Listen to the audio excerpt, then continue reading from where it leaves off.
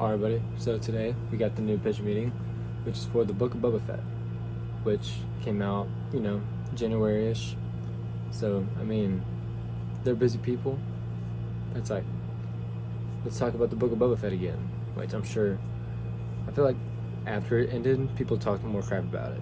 So I'm sure this might be a little bit meaner than it would have been, but we'll see. Alright, 1, 2, 3. So, you have a new Star Wars show for me? Yes, sir, I do. It's gonna be about this badass space bounty hunter in Mandalorian armor dealing with bad guys. Okay, we already have that show. Yeah, no, that's true, but this one would be about Boba Fett. Oh, people love that character and that thing he did in the original trilogy where he was... briefly in it. Oh, yeah. So it was like an origin story or something? Because he fell into a Sarlacc pit and died. Oh, well, no, actually, see, he didn't die. At the beginning of this, we find out he survived. Wow, how'd he get out of the Sarlacc pit? By getting out of it. That makes sense, actually. That was a good strategy on his part. Yeah, so it seems like his armor helped him survive, but then some Jawas steal it from him and leave him for dead. Friggin' Jawas. And then he gets picked up by some Tusken Raiders. Friggin' Tusken Raiders. No, he actually ends up becoming friends with them. Oh, he does. Yeah, so see, the show's actually going to follow Boba Fett in his new role as a crime boss on Tatooine, right? Right. But whenever he takes a dip in a Bacta tank, we're going to see flashback dreams and nightmares and stuff of him bonding with the Tuskens. Oh, watching an older man have nightmares while bathing is tight. Okay. And so what kind of important stuff are we learning from these flashbacks? A little baby lizard latched onto his brainstem, and so he walked around and got a cool branch and made it into a pointy stick with his new friends. Oh.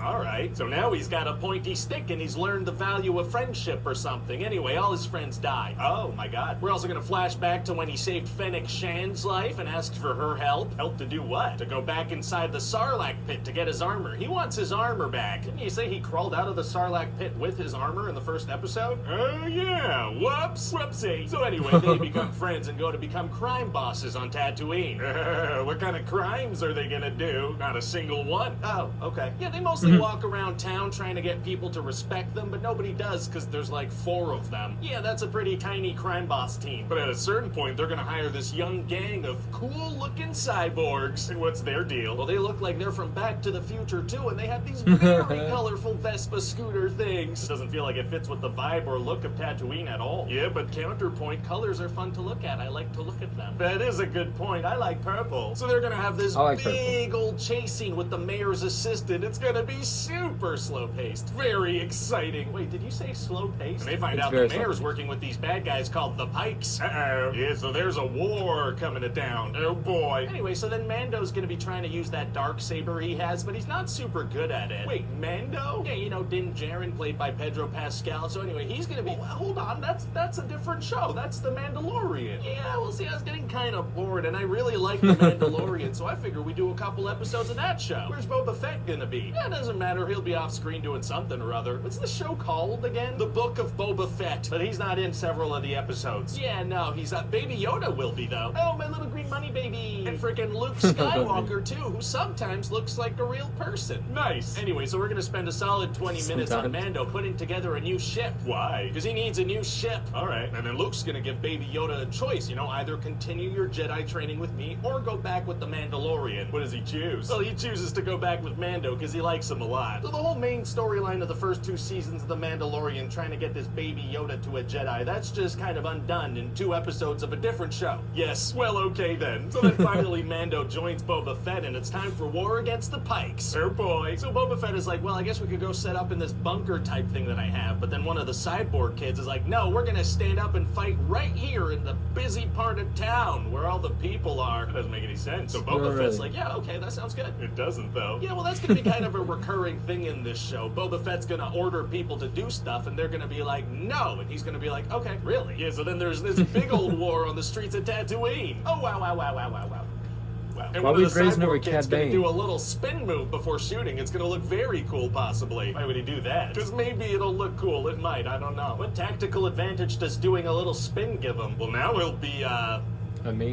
I don't know, dizzy, I guess, before aiming. Listen, sir, he's gonna do a spin move, all right? I'm gonna need you to get all the way off my back about it. Okay, let me get off of that little thing of yours. And then there were gonna be these big droids with massive shields, and they start firing all over the place. Uh-oh. And everybody's shooting at these shields, but they're impenetrable. So why bother shooting? Unclear. And so Boba Fett is like, these droids are gonna destroy the city if we don't stop them. Yeah, man, well, it sounds like that's gonna be hard to do. Actually, it's gonna be super easy. Barely an inconvenience. Oh, really? Because he has a goes to Rancor? get this big old Rancor that he knows and learned how to ride off screen, and this thing starts destroying the city. I guess that's helpful. And with the help of the Rancor, they get those freaking shields down. So now everybody can fire on the droids. Yeah, but no, they're gonna stop shooting the droids at this point now that the shields are down. What? Why? Unclear. And so then Boba Fett's gonna have a big showdown with Cad Bane. Wait, who's Cad Bane? Oh, he's like the big bad guy of the show. We're gonna introduce him in like the before to last episode. I feel like if you want this showdown to have any weight, you should maybe introduce him earlier and spend some time building up this rivalry of theirs. Clone Wars, fans bro. of the Clone Wars know this is a pretty big deal. What about other people? No, maybe we should. There's not really time for it, sir. But we're gonna spend 2 episodes with the Mandalorian. Yeah, and 20 minutes of one of those episodes is him building a ship that he wants. Okay, but maybe we cut down a little on that stuff and spend more time building up the protagonist and the antagonist. No. Oh, okay. And so Boba Fett wins, and now he's a good guy with a heart of gold. That's not really Boba Fett's deal. Just an old softy who has dreams in his bathtub and goes around town suggesting things and then just doing whatever the other person wants to do. All right, so what do you think? Well, listen, I think it sounds like some content for sure. It is, yeah. And I mean, if we have the Mandalorian and Baby Yoda in the finale, I don't see how people could not like it. Really? Hi, everybody. Ryan here. Thanks for watching that pitch meet. I thought the finale was pretty dang good. I enjoyed it. Whoa. It is what you expect. He pointed out a lot of things there. You should probably tell me pause and think a lot. Yeah, good stuff. So, I got pitch meeting reactions on here you can check out. I reviewed all the Boba Fett stuff that you can check out if you want to see my opinions on it. I'm sure I probably still hold the same opinions, maybe. I don't know. That's the thing about YouTube.